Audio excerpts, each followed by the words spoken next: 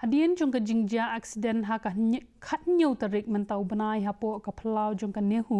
ka Nehu Students Union kala kentu ya ka university ban snapen klo ye ki speed breaker ban bo ye ki signboard jing maham ban ni ki wei ki lat jingada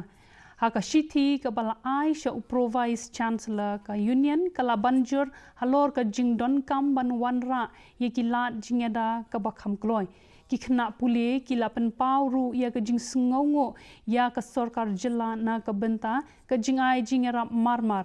ya ki khna ki bamansau ha ka weipat kalyang lasdang ya ka jingelum pisa na ka benta jong ki bamansau kum ka dak jong ka jingetali ki khna pule